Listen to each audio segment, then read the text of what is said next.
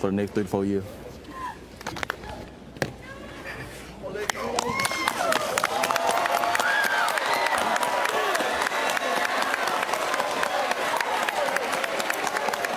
Great. You got so, Jacob, you're going to Florida. Who just got up and left there? And to your right, who got up and left? Oh, that was my mom. And why did she walk out and leave?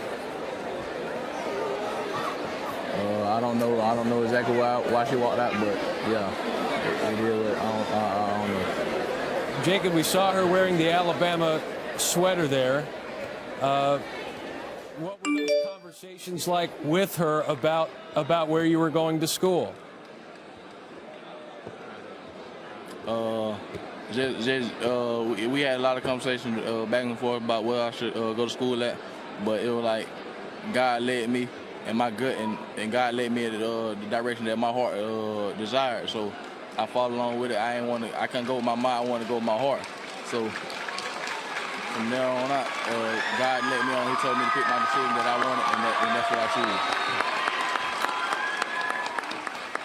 choose. Jacob, you referenced on Twitter yesterday, I saw the post about how it would have been very emotional. You talked about how you had been crying the night before, agonizing about this decision. Can you just walk us through how you eventually got to this decision and what this process has been like for you? This process, it been great coming along. We've been recruited for a long time, been a top recruit, top priority for a lot of schools. But knowing that I felt out of all schools, I felt more welcome at home and felt like I could make an impact at the University of Florida. So that's why I felt like that I fit in at and feel like welcome at home and being a family. So that's what I like to take my time to.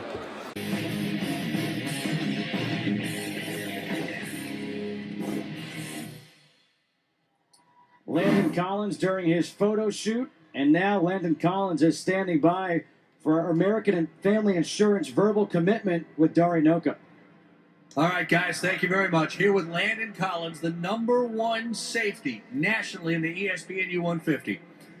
Who are our two combatants in the national championship game? And are those your two? We know LSU and Alabama. Those are your two, right? Yes, sir.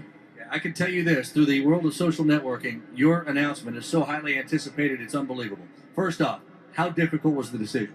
Very difficult. Both teams are just top-notch to me, and I feel at home at both schools. Now, you are literally from Geismar, Louisiana. Let's see if that plays into things here. LSU. I'm from New Orleans. You're from New Orleans. Okay, we'll give you New Orleans. But that's still LSU country. I know that. LSU or Alabama, the #1 safety in the country, Landon Collins, will play his ball where? It's a tough decision. I got both schools here, but I'm going to go with Roll Tide Roll. Ooh, Alabama gets the #1 safety in the country, Landon Collins. What was it about Alabama? It's just a bigger decision for me, and I felt home more. And I just love the coaches and the coaching staff and the players that I'm going to be playing with. Now, might I ask you your reaction? And I'm only doing that because there was not a lot of joy here. Can I ask why? I feel this LSU is a better place for him to be. LSU Tigers, #1. Go Tigers. You're making some friends. You're making some friends here at the Trop. No question about it. Alabama, it is. What do you think the hometown, the LSU fans are going to think? We know what one thinks. I don't know. I don't know what to say about it. I guess you still support me, I guess. Landon Collins out of New Orleans. Rolling Tide to Alabama. Guys, I don't need to tell you, this is a big one. Wow. Well, this is a big one for multiple reasons.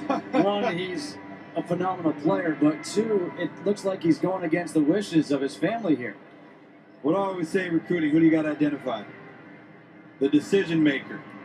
So right now, if you're on the coaching staff at LSU, you've got somebody to pinpoint. But if you're Landon Collins, obviously you've thought long and hard about this decision, and it's not been an easy one. #1 and #2 in the land playing against each other on Monday. Wealth of opportunity. What you to do, Biden? Now we done lost a damn vote. We done lost a vote. That's gonna go to Trump. God damn. worshiping these people like they're God. Ain't nobody worshiping them. But God damn it, Chris, we need somebody in there with sense.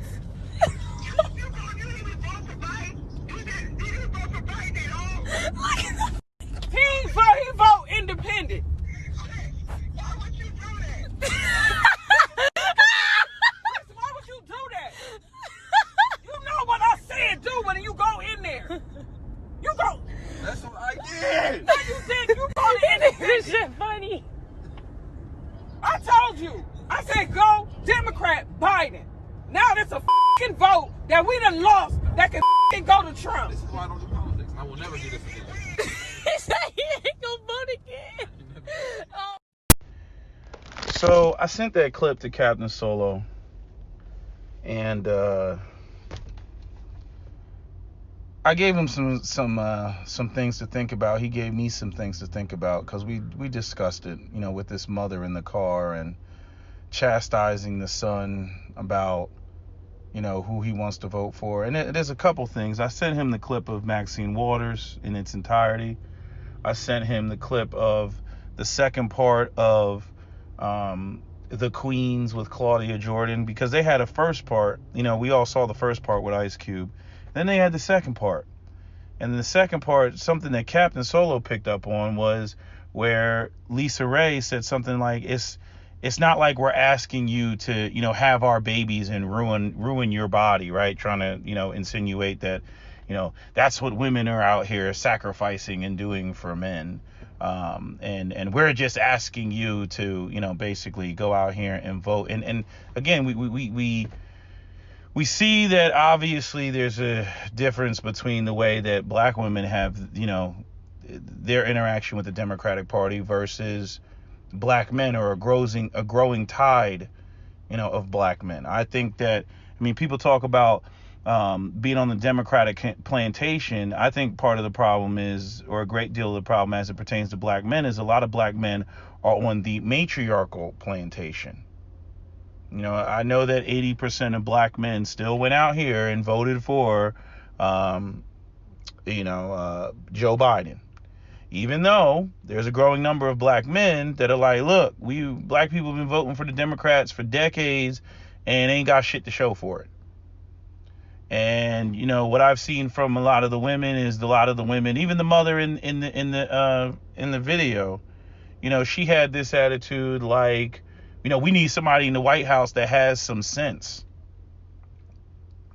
And that made me, that stood out to me, because I was like, okay, well, what do you identify with, right? It's kind of funny how you have black people, even namely black women. You know, when we talk about the NFAC and talk about black people getting themselves armed to be able to defend themselves against white supremacy, and then you have the black people who say that they would want nothing more than for the system to topple. And I'm saying, you know, what better way to have the system topple than to have, you know, somebody who is as bad and dysfunctional as President Donald Trump. But then there's other nuanced layers to it, because in terms of actually getting something, as much as Donald Trump was an asshole, as much as Donald Trump, you know, threw gasoline on the you know, the flames of racism in America, and you know, some people want to say that, you know, he exacerbated it. I would agree with that. But, you know, that Donald Trump is somehow the nucleus of conception as it pertains to racism in America, that's bullshit. These people have, you know, felt the way that they felt and have been on what they've been on, you know, since, you know, forever. You know, America is a racist nation. America is a white supremacist nation. And, you know, white folks, they got all different ideas about, you know, what it is to be a white American, and these ideas of preserving their culture and their way of life and making sure that white people maintain their socioeconomic and political dominance. Right. But, you know, I find it interesting that, you know, when we talk about manhood and leadership and patriarchy and black women getting with black men's program and whatnot, a lot of the times the argument is that, you know, black men are not challenging the system. They're not fighting the system. Right. And here you have black men, you know, basically, you know, going against, hold on, let me get my food. Here you have black men, you know, fighting the system and not going with the status quo, And black women are the ones that are, you know, all in support, you know, of the Democratic Party. Now, it wasn't every sister, because apparently only 91% of black women voted for, or, you know, of the people who voted for, you know, Donald Trump. Voted for Biden, right? So I don't know who this 10% of women are and why they voted, but, you know, they're not very much a vocal population. Black men, you know, they had been, if black women were voting at like 91% Democratic Party, black men typically were like in the, you know, the 89%, 90%, like right there with black women. Like, it's not even mentionable. Like, when you look at how, you know, pretty much all black people voting for Barack Obama. But and see, now I'm distracted because I'm driving again. But, you know, now you have this growing number of black men that, you know, they've been asking some serious questions. And that's the part that Cap has a real problem with. You know, it's you know, the women are like, you know, we're voting this way, you need to vote this way too. And I'm saying, even that boy in the car with his mother, you know, was like, you know, you act like Democrats are fucking gods, man. You act like these people are gods. Like, you know, what do they have to offer? And these are the serious questions that black women have yet to answer. What are the Democrats offering? It's all feelings. It's all what we feel. Donald Trump is a misogynist. He's sexist. He's racist. You know, he makes me feel a certain way. And it's like, all the black men that are, you know, questioning the Democratic Party, we're talking about, and we're focused on tangibles, and we're not budging off of the tangibles. Now, obviously, there's gender dynamics in there. You got women who they want female empowerment. They don't want patriarchy. You got black men, you know, trying to reclaim their position, you know, in the household, right? So, which you know, the main focus is going to be on black male economic empowerment, so that they can handle the very problems that black women always constantly bitch about and say needs to be fixed. But what it's looking like is, it looks like, no, yeah, black women want shit fixed, but they want shit fixed on their terms, everything on their terms.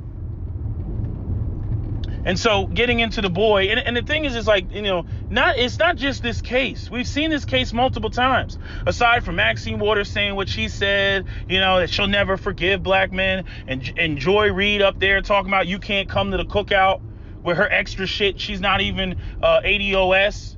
You know, she's African. You mean, we're not coming to the cookout for that jollof rice? Is that what you mean? What you know about a cookout, Joy Reid? Like, get real. You know, and I talked to some other Africans, and they even pointed that out. They were like, I can't stand when African chicks do that. I was like, what you mean? He was like, they're so extra.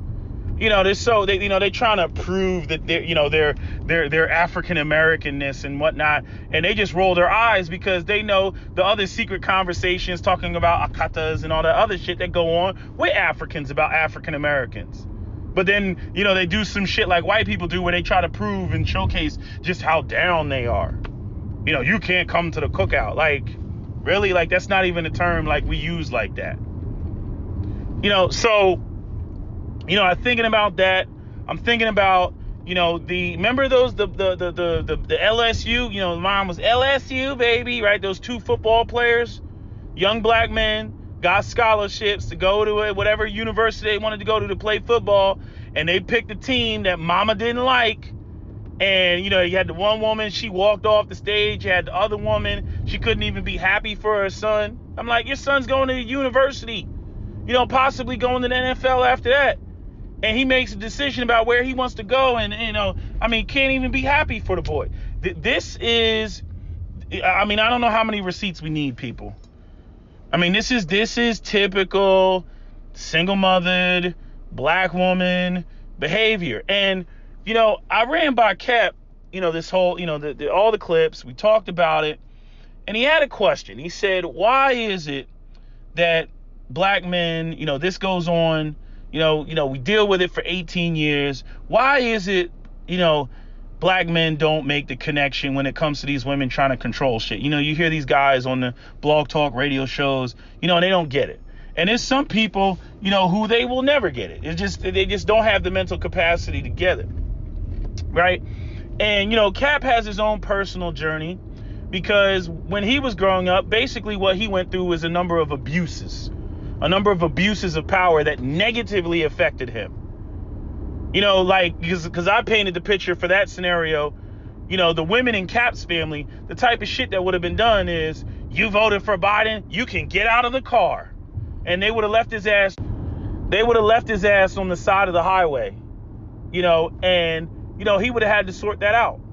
And I feel like those type of situations are what quickly make any person, male or female, recognize, say, you know what, I gotta have power. I gotta make sure I got my shit together, control my own situation, because this is the type of foul shit that people will do to you when you're not in, you know, that position. And I believe that can, you know, some people can take that too far.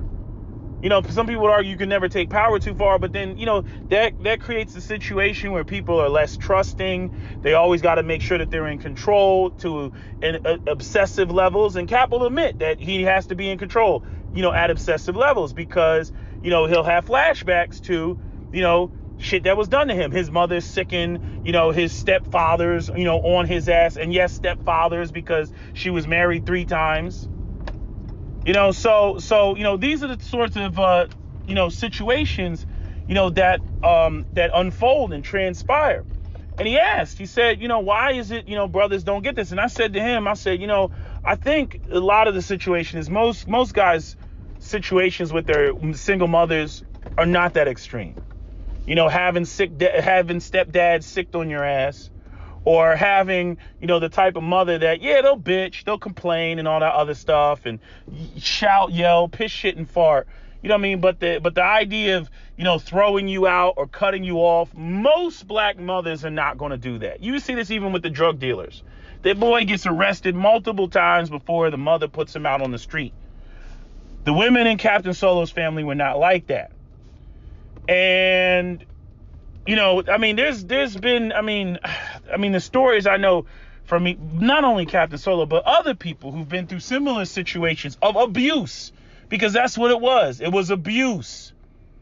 And, you know, I you know, we went back and forth, and I came up with an explanation, and he agreed with me, you know, but he said, you know, got to think about it. But that aspect of not, you know, it never coming down to where you just be out there in the streets.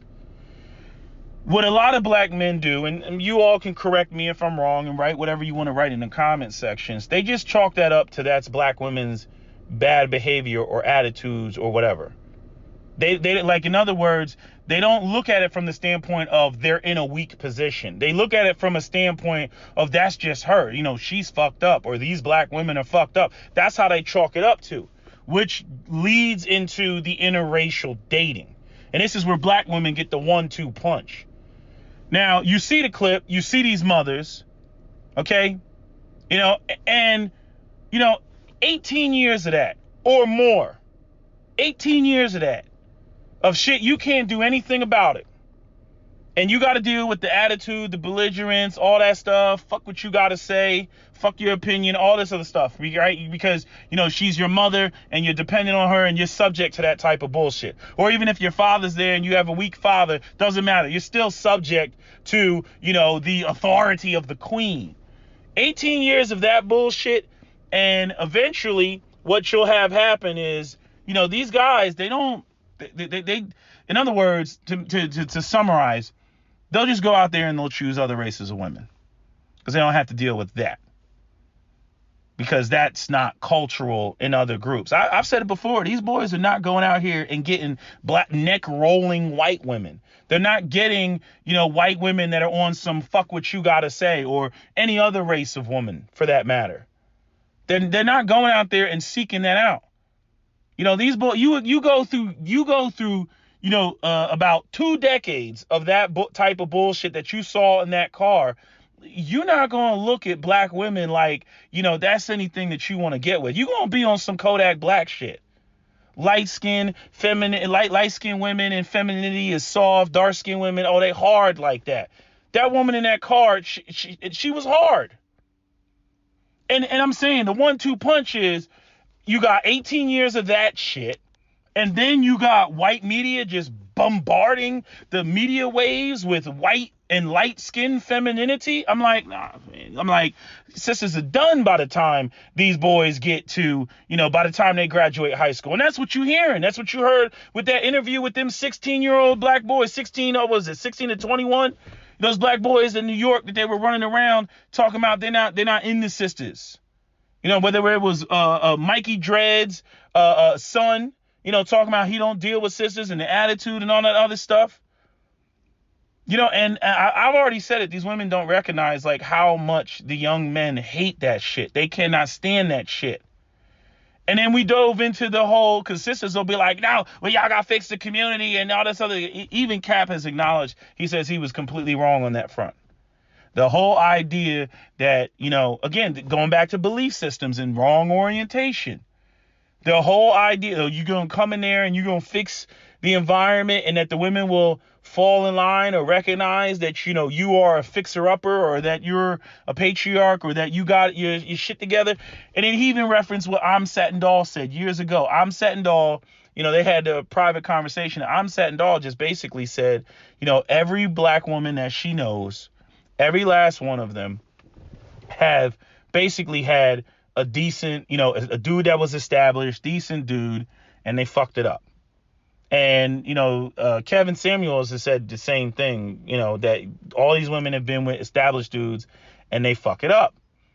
And I brought up the point, I said, well, maybe it's because, they never see the boy, if the father's not there and they never see their brothers or the men in their family counter the shit. And Kat was like, nah, it ain't got nothing to do with that because, again, they still know how to avoid men with resources. They know what resources do for them, but then they'll go around and they'll tell the men and the boys that resources don't mean or do anything for you.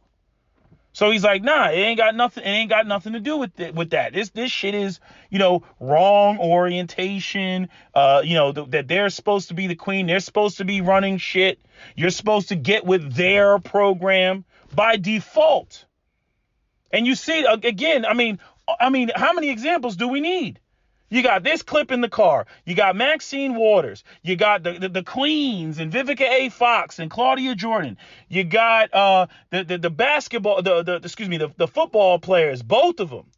The football players that wanted to go and play for a particular team, and their black mothers came up there and, attitude. One of them was actually light skinned, but they came up there with the attitudes of, you're going against the queen. And so, that's the best explanation that I have, of why a lot of these dudes they didn't go through the traumatic. Cap was homeless.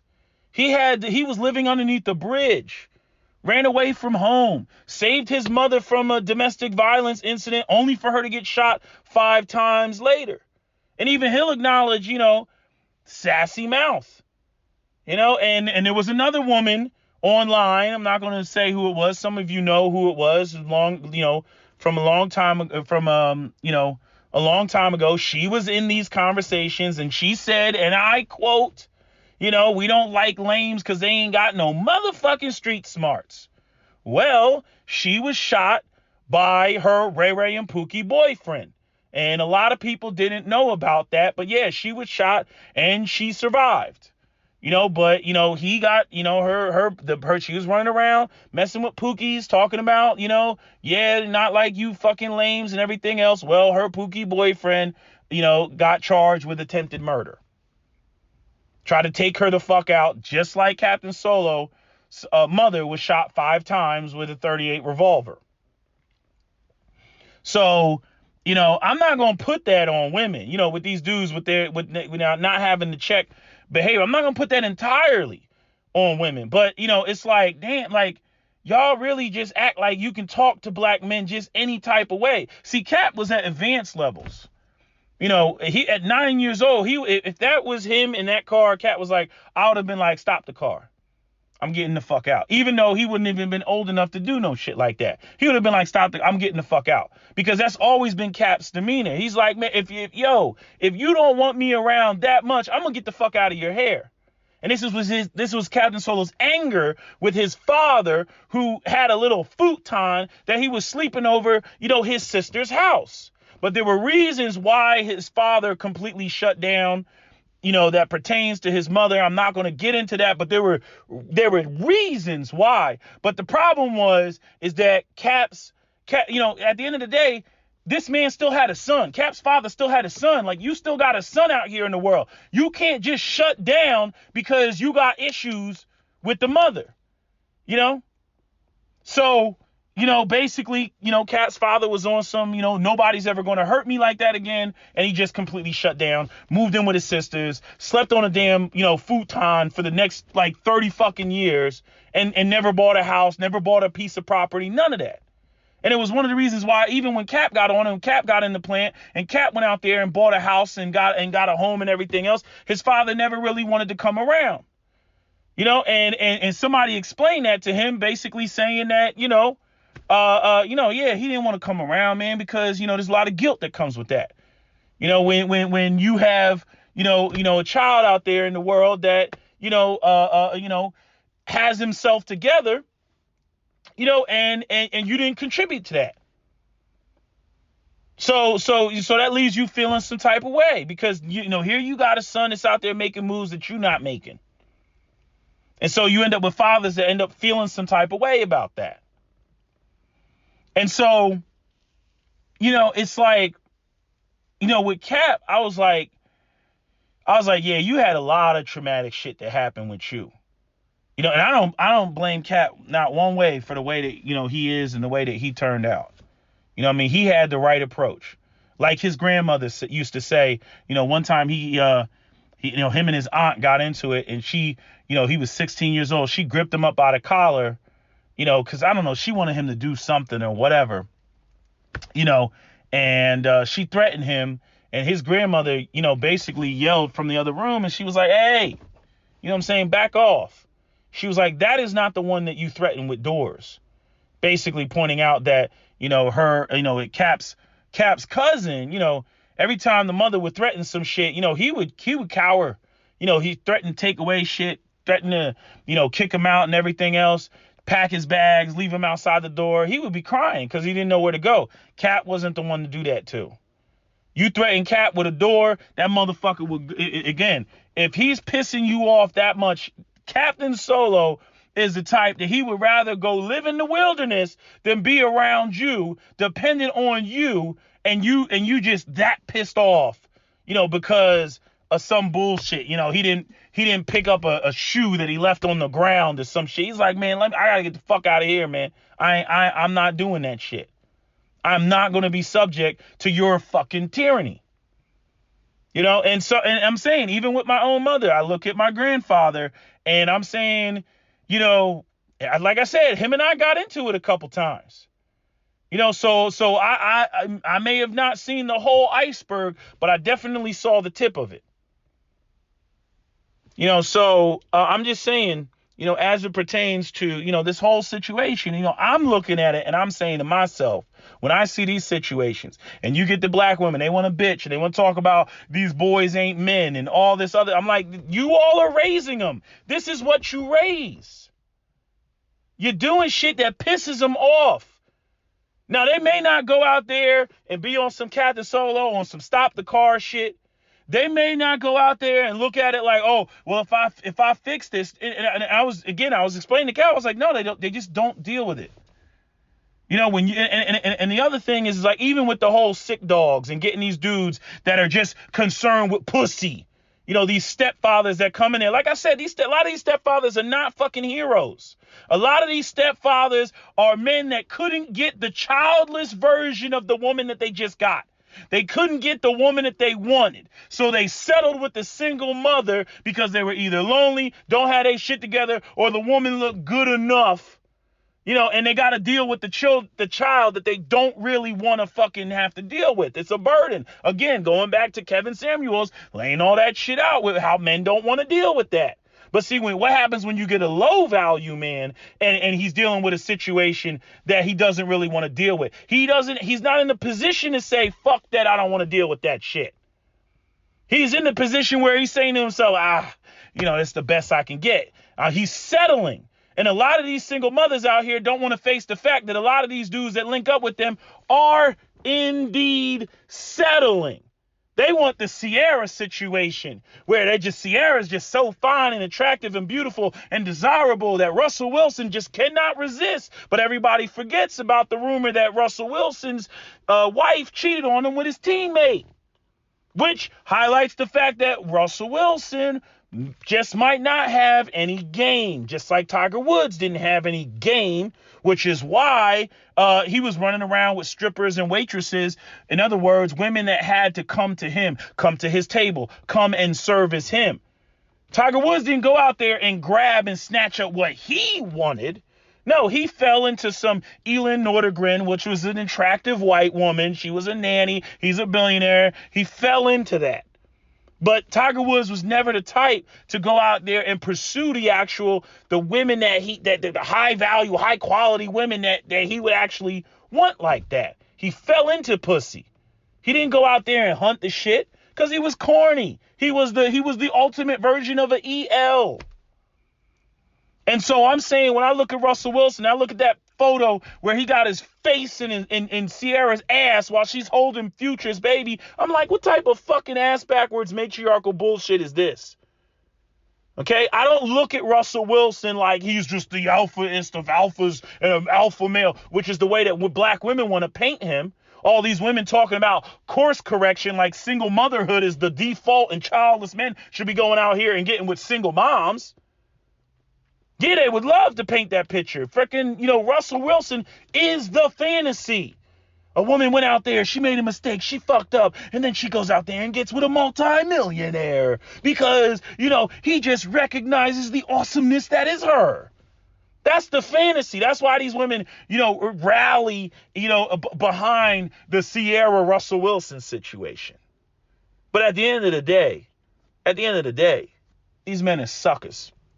At the end of the day, other men look at them as suckers. At the end of the day, even the women that they fuck with a lot of times look at them as suckers. Think about all the shit that these women talk when they elevate street dudes and he's a boss and he's this and he's that and he's a go-getter and all this other shit. After a woman talks all that shit, do you really believe these women respect these beta male providers that come in on the tail end and are taking care of another man's child? Yeah, they may praise him because it's helping their situation. But do you really think, after all that shit they talk, elevating street dudes and how they go out here and they get this and they get this and he's a boss and Dame Dash and he's a boss and all this other shit, do you really believe that they're going to look at a man that comes in on the tail end of another man's mess and cleans it up? Do you really think that they're looking at him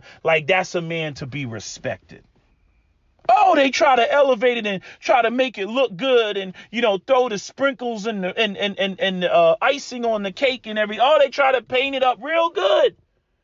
Real good. Because they got to make their man, they can't have him feeling some type of way because chances are he'll leave if he doesn't feel positively about the role that he's playing. And then they got to encourage other men to get on board that disastrous, situation and cleaning up after some other man. You see? So, I just look at all this. I look at the big picture and everything and from the this political thing, all this is doing is putting showcasing, putting, highlighting, putting a spotlight on the very thing that we have been online talking about as it pertains to the culture, the belief system, the orientation of African American women. Okay, it is a matriarchy. It is a gynocracy. That is what it is. And a lot of these boys end up failing because they grow up in homes just like this. Just like this. And most of them will fail. Only the exceptional ones will make it out of a situation like that. It's just like, like when we talk about people in poverty and growing up in poverty, only the exceptions are going to make it out of that. Most people are not going to make it out of that. Like I said, when I was in Philadelphia and I was in a classroom and I asked all those black students, I said, you know, how many of you are going to go to college? And I knew what the rate for black people going to college is only like 20%. And then in the inner city, it's even less than that. And then from a single mother home, it's even less than that. And yet every boy in that room raised their hand. They all wanted to go to college. They all had visions of moving out of the hood. That was a telltale sign for me. All these women talking about, it's because these uppity niggas, they bougie niggas, they leave and everything else. Let me tell you something. If these women won $1 million tomorrow, they would fucking leave. And their sons are no different in that mentality than the mothers. They would fucking leave. I know what's not being taught in the home when I talk to little black boys. And their whole idea, their whole fantasy about what they want to do when they get money is to move the fuck out of the black community. It's not to fix it. It's not to repair it.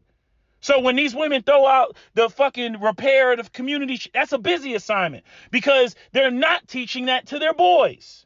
It's not even something that they bring up. I shouldn't use the word teach because they can't teach that type of repair shit, but it's not something that they even bring up. You would think that if it was a main concern, you would think that it's something that they use to slam black men with when it comes to their male peers that they're dating, that if they already had children, they already had black male sons, that it would at least be something that they bring up of concern. That they say, you know, when you get on and da-da-da-da-da, you're going to get with a black woman and you're going to build up the community and this, that, and the third, and you're going to fix, this stuff because, it's just so broken right now. No, that's not what they say. That's not what they say. You know what I mean? Kids are honest. Like kids, like they don't even like they're just honest. They don't know what they're saying is wrong. They don't know anything about community or black empowerment or nothing like that. Kids are honest. So that tells me, what is being taught in these damn homes. And then the ones that whether the shit is just egregious, like Captain Solo's situation, or they just don't like it. I'm telling you, even if they get to college and they start coming across these other races of women that don't act and operate and behave like that mother that you saw in the car, man, them motherfuckers they're out. That's why we talk about this 30% of educated black men that are marrying outside the race. So you got 30% of black men marrying outside the race. You got 20% that are voting for Donald Trump, not because they love Donald Trump. Not even because they hate black women. I saw that tweet from that black female politician down there in Florida. It's not a matter of hating black women. It's a matter of I'm not putting myself in this role reversed, bitch ass, matriarchal position where all that's going to happen is that black women are going to argue, as soon as you sign up for that, that's why we don't follow your lead and the community is broken and y'all don't fix it. And then all these justifications for why black women need to be running shit. They get you in the fucked up position, that is compromised. And then when they tell you it's equality, then you enter the situation equality, and then they slam you over the head with all the patriarchal shit that you're not doing. And every time y'all get into it, every time you want to, you make a suggestion or a decision or whatever, they start throwing that shit up there. This is why a lot of these men don't deal with these women. Oh, colorism, Oh, yes, sure. That exists in the community because of the lack of promotion of dark-skinned women and the super promotion of light-skinned women. That's why I said it's a 1-2 punch. The cultural orientation is nothing any of these black boys are going to be interested in or want to deal with. And then on top of that, you have the constant, beating, drum of light skin, white skin, non-black, uber femininity, soft-spoken voice. The fitness. Just everything. Like you got this matriarchal attitude, wrong orientation, fucked up belief systems where the women think they're supposed to be running shit. And then you go over there and you got the media promotion, so elevating other races of women. And then you're looking at the fitness, you're looking at the childlessness, you're looking at the femininity and the docility and the cooperative. Why would these young men be looking at sisters? And I'm not even saying that to be facetious. I'm saying you hear it every time they do these interviews with black girls or white girls. Black girls or white girls? You know, black girls or other women? Which one? And the boys, you know, they don't have any.